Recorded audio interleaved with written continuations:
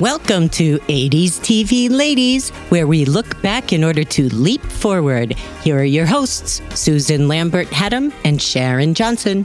Hello, I'm Susan. And I'm Sharon. I'm so excited for today's episode, Sharon. You know, I first became aware of our next guest when I was like a young child watching late 70s television Western, very loosely based on the 1962 Cinerama film of the same name, a little show called How the West Was Won.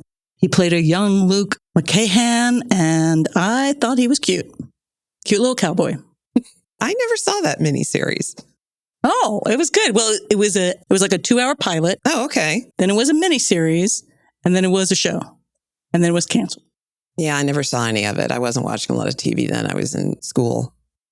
You're talking about Bruce Boxleitner, of course, and I first remember him from Scarecrow and Mrs. King. Really? Yeah. I don't remember seeing anything that he was in before that. So The Gambler? I apparently didn't watch that. But what a great way to start learning, seeing. I mean, Bruce Scarecrow Boxleitner. Mrs. King is a pretty good start. Yeah. You and Melissa got to meet him in person, told him that we'd love to get him on the show. And he said yes. And he's been working and traveling, but we were finally able to get Bruce Boxleitner on the line. Bruce Boxleitner is a prolific actor, most known for his hit television shows, How the West Was Won, Scarecrow Mrs. King, Babylon 5, and the Gambler TV movies. He was also the title star of Disney's 80s sci-fi movie Tron, which has spawned a franchise of movies, TV, animation, and a Disney park ride. A Disney park ride? That's crazy. A great Disney park ride, if I must say so. I've not ridden on it yet because it's not out here in California. All right. Mr. Boxleitner has been in over 142 movies and shows, more recently playing presidents in Supergirl and the Orville, and voicing John Sheridan in the animated film Babylon 5, The Road Home, John Sheridan being the role he played in Babylon 5 TV show. He just guest starred on Blue Ridge, the series, and what a treat it is to have him on the show with us. Welcome to 80s TV Ladies, Mr. Bruce Boxleitner. Thank you, Sharon. Thank you, Susan. We are so thrilled to have you. Thank you. We finally made it. Yeah, We've been talking about this for I know. over a day. I appreciate you taking the time. So, Bruce, you were on a hit show. Yeah. Playing Lee Stetson on Scarecrow Mrs. King, the 80s hit show. What are some of your favorite memories or moments at the time when you were making it that you remember like, oh, this is great, compared to now looking back at it? Oh, my gosh. And how many years has that been now? 41. So 1983, Yes. right? Through 87. I personally think had Katie not gotten ill, I think we would have still had at least a few more seasons in there. They tended to stay with you. And I think we never left the top 25 or 30, somewhere in between there. Yeah. That was very good for network television back in those days, believe me. But some of my favorite memories is getting the job. That I haven't talked about too much. I had done this show called Bring 'Em Back Alive the year before. Frank Buck. Yeah, Frank Buck. And we were trying to ride on the coattails. The television wanted to ride on the coattails of Raiders of the Lost Ark fame, those type of shows. Because then it used to be the movies, the big movies, and then television would try to do some kind of TV version of that. And always with whatever the trend was, whether it was James Bond, you had The Man from U.N.C.L.E., and you had, what was the great one with Diana Rigg, and a British one, The Avengers. Anyway, so I struggled mightily. I had a wonderful cast. And when Cindy and I did more Tron together, the original Tron was only a year earlier, they were looking for an actress that could play that kind of 1930s kind of gal, could fit that kind of look, the dresses, the wardrobe, the makeup, all of that sort of thing. And I thought of Cindy. And so we had Cindy aboard. We got her and Clyde Kazatsu, Ron, who played H.H., His Highness. Yes. He was great. It was Superfly, Yeah. Yes. That show was so impressive. It was and we never went on location. We only went out to a place called Indian Dunes out here, which was near where Magic Mountain theme park is now. But that's where movies shot for jungle sequences and things like that. And then we also had the back lot of Columbia there.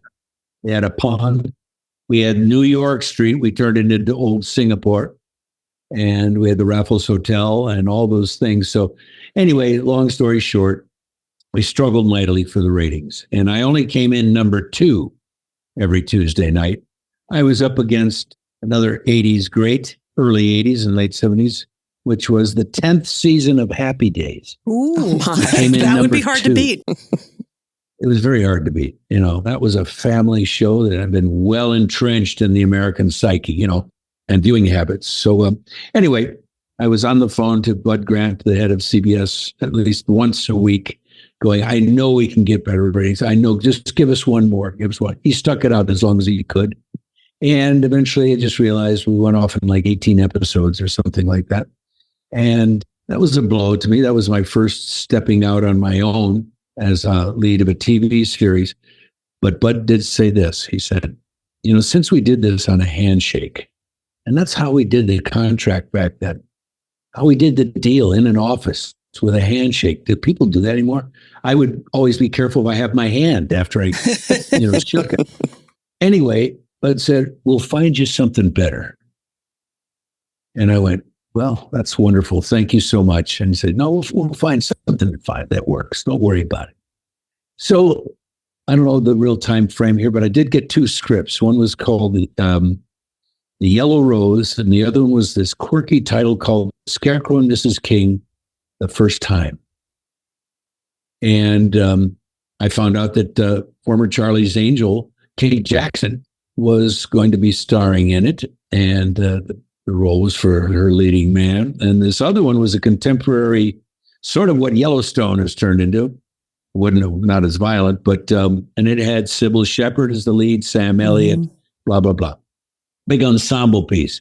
And of course, I was living on a horse ranch at the time. I was very into that sort of thing, that lifestyle. And I thought, boy, this is wonderful. But then I kept looking at this pink script, pink pages and blue. And I kept going, got to do something here to change it up. I'd already been on How the West Was Won for 3-4 years. And so I looked at this script and I started laughing from the first moment I started reading.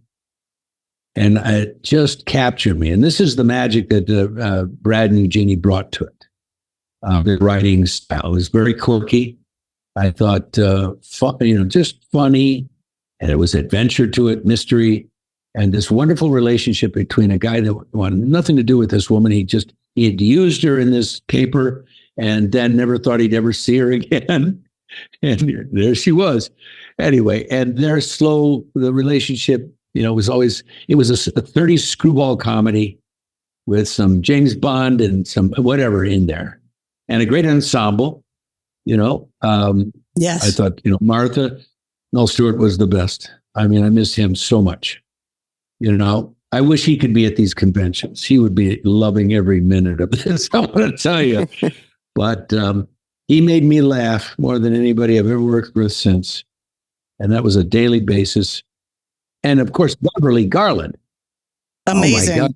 She was the scream queen of the 50s, man. I mean, she did everything.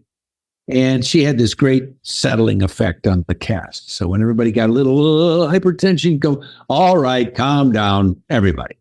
And everybody just, Mom just talked, right? Mom just chewed us all up.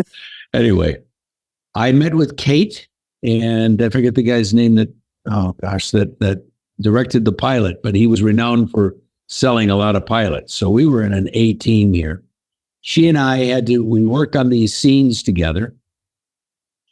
And we were to go before all the network heads, all the chiefs, all the big mucky mucks. And was this for a screen test? This was a live performance. Nice. Yes. Now you have to understand our audience. We're television executives who have no imagination, no sense of humor. And we brought in 3 scenes. And I just immediately knew with Kate that this was something else. Because Kate had that quality of the great leading ladies of those golden age of Hollywood movies, Hepburn and all of them that were just boom, boom, boom. She could just motor off. Called her Motor Mouth. Anyway, did you call Martha Smith Chatty well, Catty? that's true too. Yes, so she was chatty, and she was catty. Okay, I mean, Okay. wasn't Francine always Yes. had an attitude? I mean, did she not? Anyway, so we did those 3 scenes, and we had these hardened television executives laughing openly, Wow. begrudgingly too. I want to say, Sharon, you know, they don't want to know. We're very serious people. We're professionals here. You can't make us cry. You can't make us laugh. I mean, and we did it all. That's And amazing. we had such a joyous time. I was so high off the experience. They said, very nice to see you. Thank you so much, blah, blah, blah. But then they don't want to give away and say, you're the guy. Right. You got to go through all the razzmatazz. But this was at Television City, CBS down in Beverly. And I literally walked out the wrong door onto the roof of the building. I was in a daze. It was an overwhelming experience because I was like, I failed. And then I come in and we get this big win with the same network that canceled me. And I literally walked out on this roof and there's Beverly Boulevard and there's Fairfax Avenue. And I go, what the? And the guy down in the guard shack there goes, wait, what are you doing up there? I said, I don't know. It was right out of a Lee Stetson adventure right there. So they had to come in because the doors didn't open from the outside. It was one of those, the top of a building. So anyway, I got back home and we waited, and then the word came. The pilot was a go. They greenlit it, and Kate and I just clicked right from there on. I think it shows right in the pilot. That's some of my favorite stuff. The stuff that Brad and Eugenie, they wrote such great humor. It was quirky. I don't think this was 1980s television yet. We still had Happy Days was not quirky. Right. It was straight on sitcom. But ours had, and then we shot on location in the pilot. And so some of my fondest memories, to go back to your earliest question, was from that very first time, because it was so new.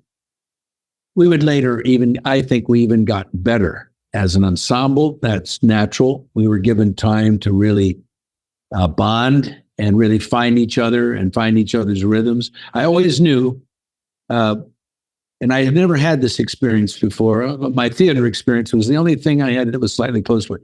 Kate was able to go off script.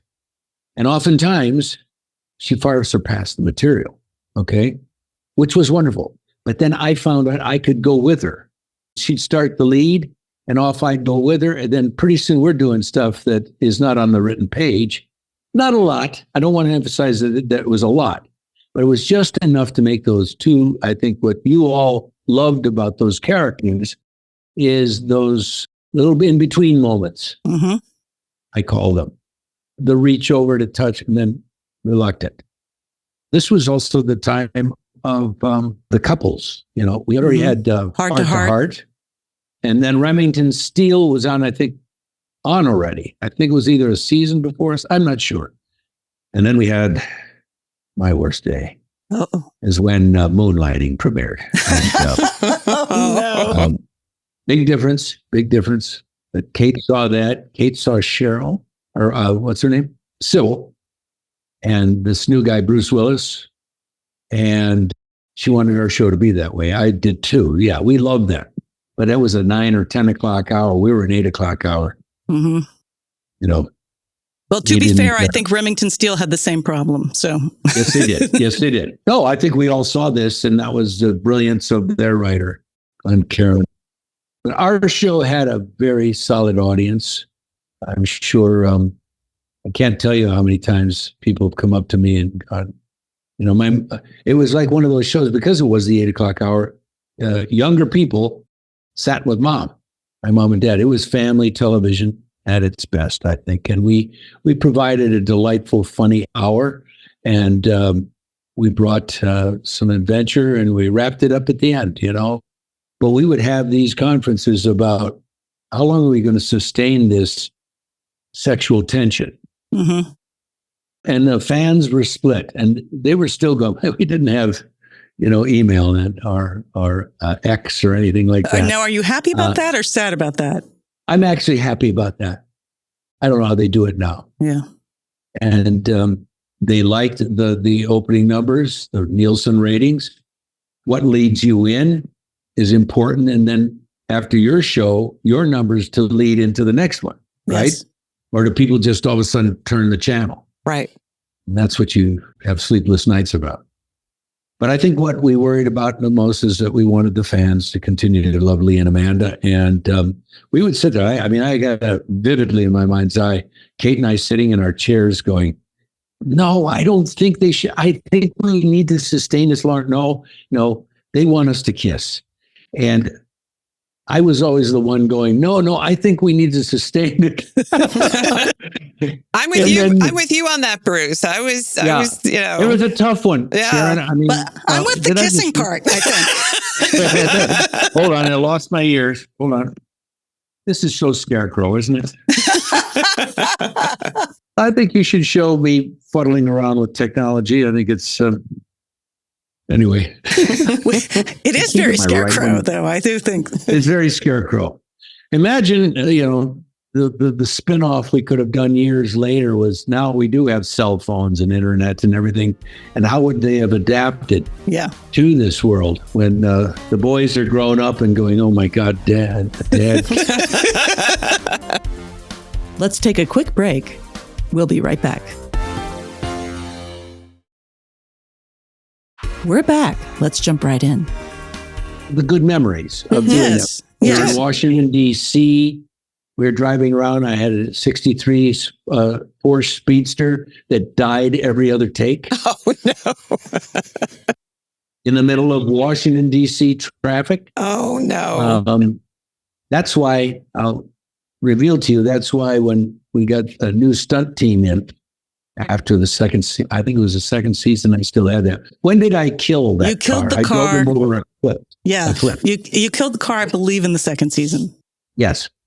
Just like the old cowboy movies, the star cowboy has to have a fantastic horse and it has a name, So in this, Gary Davis, my stunt double, who auditioned for me right in front of everybody, he took a motorcycle at top speed and laid it down across the Columbia Studios parking lot and got up and was all okay. He did all my motorcycle driving, all that stuff we had to do like over in Europe and stuff. I mean, he could literally go on camera and did a number of times as me. And y'all probably didn't realize it, that it was him doing it.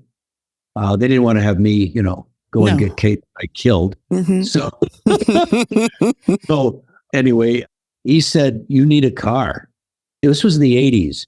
Cars were very important. 80s ladies car chases were very big. Come on. Every show had them. We had the A-Team. We had all these things. Magnum had a Ferrari. All those guys. So Gary Davis says, we got the perfect thing. It's all engine and fiberglass. And it'll go. And it's just that the fact was that I'm 6'2.5", trying to fit that on like a pair of pants. You think that Porsche Speedster was something. God, I'd have to drive up and jump out, right? It's like I'm coming out of a pair of fiberglass pants of some sort, trying to get one leg out of the car. I had to master that. I actually rehearsed that more than I did some scenes sometimes. So. But anyway, I got that Corvette. Yes. 84 Corvette. My brother had one of those. Mm-hmm. My brother had an 84 Corvette. And it, like you said, it was all engine. And I mean, we always had, a lot of retired police as our security when we did stuff out on the streets, like chase scenes and stuff like that. And I delighted in doing 80 down a 30-mile-an-hour thing with Kate going, slow down, slow down, slow down, slow down, slow down.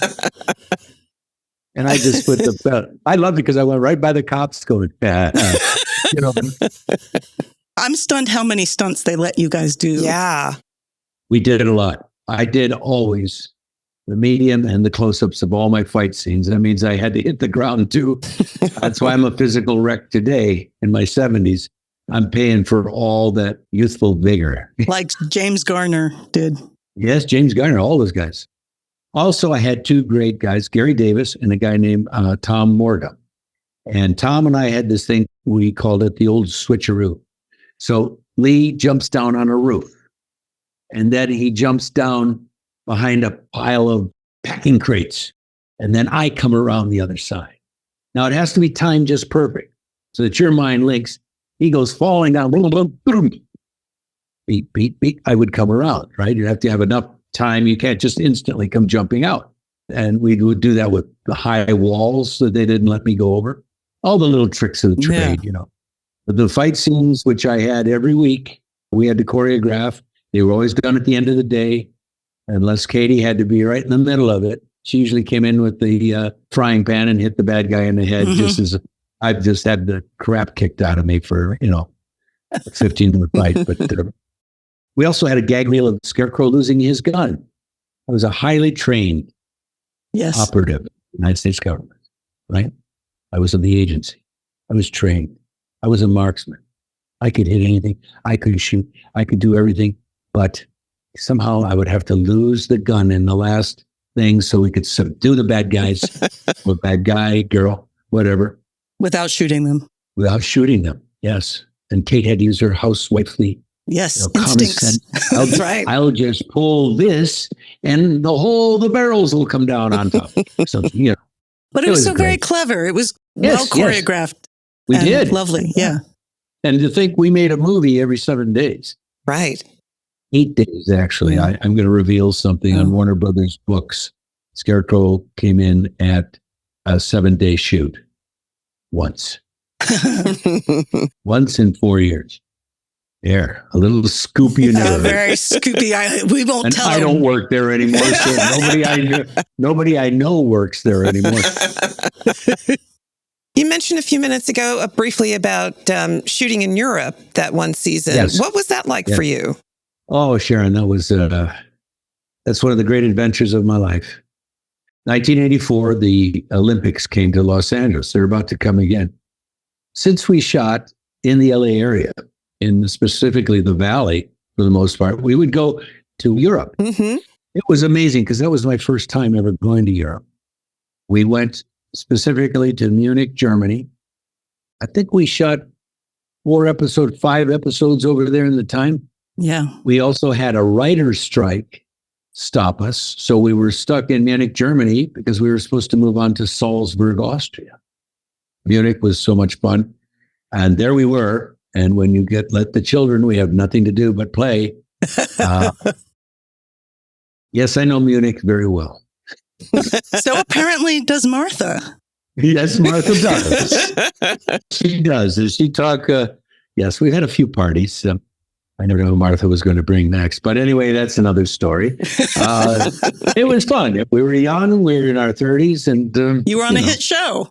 We were on a hit show. Yeah. We were in Europe with per diem money to spend because they had to keep us there. Because the strike, I think it went 2 weeks or something. Oh my God, we needed to go back to work. We were going to be in real bad shape otherwise. I was out all night. We were out all night. Several places. We went to these nightclubs, and Martha and I, we went. Who else was with us? I think the guest stars. We were in a place in Munich that wasn't. We walked into a bad place. Not a bad place, but the punk rock scene in there was very scary back in those days. Very scary. And Martha and I had to grab Martha's hand and get her out of there. And we ran for a cab. I remember that. It was right out of Scarecrow, I swear to God. Oh, wow. Yeah, we had to. There were some nasty characters in there. I mean, it was crazy. And of course, they were, they thought Martha was great, but they all wanted to have Martha there. And anyway, she was loving it until she wasn't.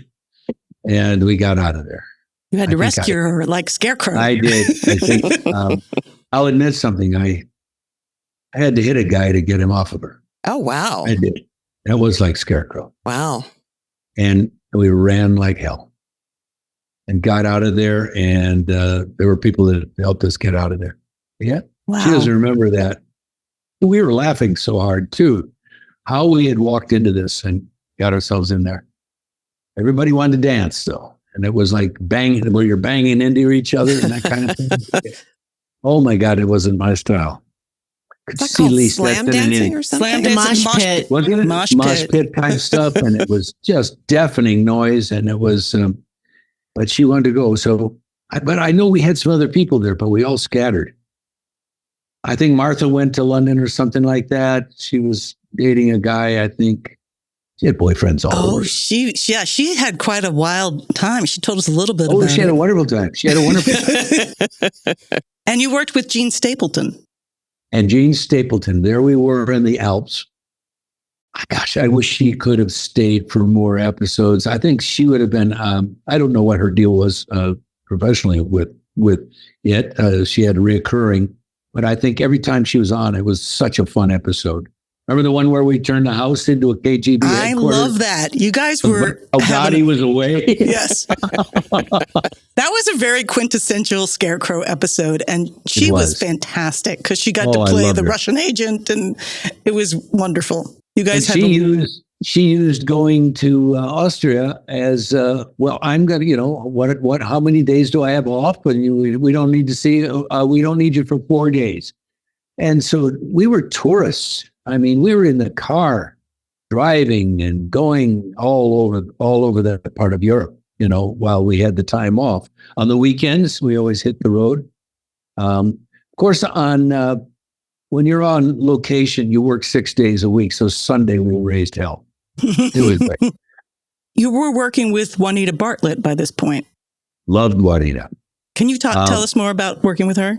I'm a huge fan of hers. As much as I loved Brad and Eugenie, they left the show very early on. Okay, and I want to always say they laughed all the way to the bank afterwards. So I didn't get myself into whatever was going on politically within the studio and everything. And anyway, they departed, and we had this wonderful woman and her great writing staff.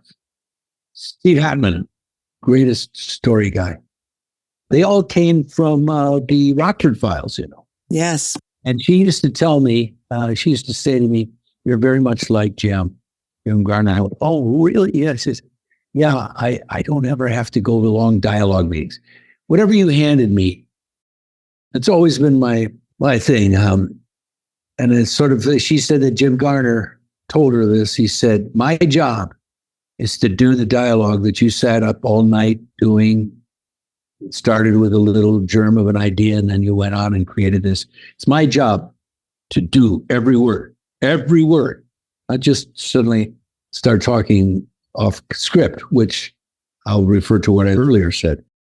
I was very much of that school.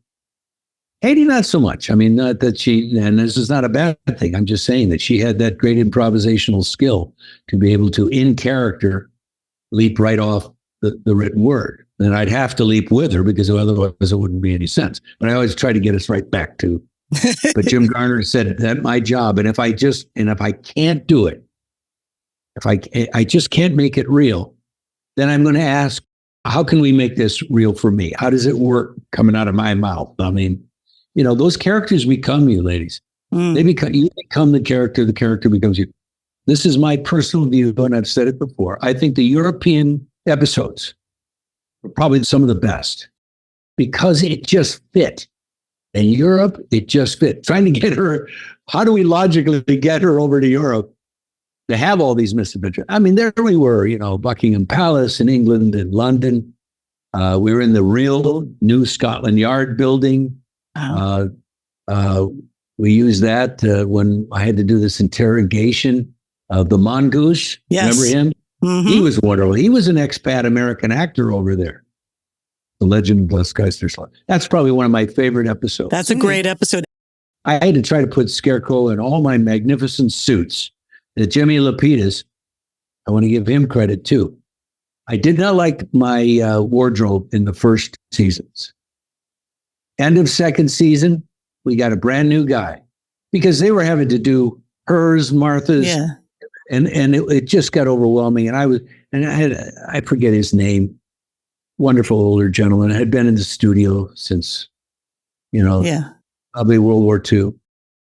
I had these clunky sweaters and I looked too Ivy League-ish.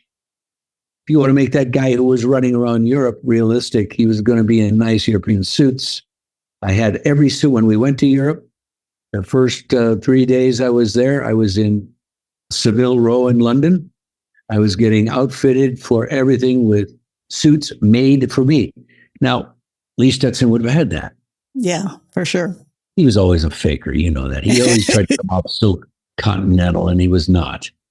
He was an army brat, raised in the Midwest on a base. Anyway, you know that stuff, that story. But that's when my wardrobe, they went, no, that's it. One of these weird shorts with, khaki pants and an Ivy League sweater. And I looked like, and with the way I looked then, I looked like I was a college boy. I mean, Yeah, you had to have the James Bond suits, right? To play the spy. And I did, and the shoes. And then when we got to Austria, same thing. It was, I was at the tailor. Everything was made for me. And so if you notice, I'm in the better suits in the whole thing. Very continental looking. And that's the way Lee would have dressed over there. But yeah, those were my favorite episodes because of the adventure of going over there. My wife and son, oldest boy was now 44 years old. That shows you how long ago that was. Gary Davis had a daughter, Jennifer. And I had my son, Sam, who was only, I think, he wasn't even 5 or 6 years old. I'm not sure at the time. Anyway, Kitty and he came over to visit as we got started. And then they came to Munich, enjoyed us. And my mother-in-law came with them to help. And that was wonderful. Yeah. But great little incident when they were coming in. Gary and I and little Jennifer was with him, came to the airport in Munich. And we were going to pick my family up. And at this time in Germany, there were a lot of extremist groups blowing up things in reality. Our show was so timely because they had the Red Brigade was running around Europe, blowing up people and robbing banks and carrying on. And they looked a lot like Martha Smith. Anyway, it was. And these two little ones, Jennifer had been with her daddy now for a few weeks. And, there were no little kids and he had a babysitter with her. And so they looked at each other and here comes my wife and Sam, little Sammy. And he's walking, holding her hand. And they just stared across this big space. There's all these guys with machine guns standing around. The Polizei over there. They were serious dudes, man. They had automatic weapons. And in between that, these two little ones run to each other, never ever having met, and grab a hold of each other and are hugging. It was the whole airport. And everybody stopped going, oh, it was like crazy. We had peace in Germany right at that moment. So it was fun. I don't know why I tell that story. That's a lovely memory. Oh my gosh. They were with me. Yeah. They were with me throughout the rest of the trip, So it became such a family affair, So Europe was cool. And then we came back and it was kind of back to Burbank again. Can I ask about one other episode in particular? Yes, please. One of my favorite episodes from season 2 is Burnout. I think you do a fabulous job, as does Miss Jackson. And it's sort of a little, spy who comes in from the cold. Like it's just got all the best elements of Scarecrow Mrs. King. And it also was that still under Juanita's time? I think it was. She was. I think it was because it was season 2, and I think she was on 1. Oh yes, and, they did. And 2. Yeah. But I'd love to ask you about a moment in the bar. I don't know if you remember it, Please. Where you. Is it? The Amanda. You're tapping Amanda's face. You're trying to get her to leave, and you actually slap her. Do you remember this? Yeah, shoot, I wish we had a film to go to. Right? I can go find it real quick, and I can show you because I would love Please to do. get. Please okay, do. I'll go do that. You guys keep talking. Okay. Sharon, you did, but you like the European episodes. Oh, the European, like you, I thought the European episodes were really terrific. And clearly you were shooting in Europe and at the time. Yes, and it lent itself to It was 1984. Mhm. Cold War was still going. We were only miles, and sometimes we were only miles away from the Iron Curtain. Right. I mean, seriously. And we had all these wonderful German and English. I realized there were a lot of actors living in Europe doing, European films and television. It just expanded my mind so much. Again, I felt I was a better Lee Stetson by the time I got home. I actually was living some of the stuff that Lee would refer to. No, I didn't know how to speak Urdu, but I certainly could fake an Austrian or German accent and those type of things because I was around it all the time. And you got to understand that show did not play over there. So the crew had no idea. It hadn't been on European television yet. It still happened that way. Yeah, it wasn't like it is now where, things where show up. immediate. It's immediate. It takes a while for things to make their way around the world. We have satellite too. We're getting it immediately. I think we did a doggone good job. I certainly knew how to come up in a kitchen window and just as Beverly was about to turn around, be down in the flower bed. Right from the get-go, that made me laugh. That was one of the first things that made me laugh out loud when I read the pilot script, was just imagining that scene. Had you done a lot of comedy before you did Scarecrow? No. I did all those cop shows. I was a punk in all those cop shows, Baretta. I did 2 Hawaii Five-O's. I did those kind of shows, the third guy and something, Mm-hmm. And so no, in television, I never got to do comedy. Now on Broadway, I did. And I did a show for a couple of years in Chicago. It was in Washington, D.C., and also very briefly in Broadway in New York, and then back to Chicago, and then a one-way ticket to Los Angeles, where I said, I'm going to try L.A.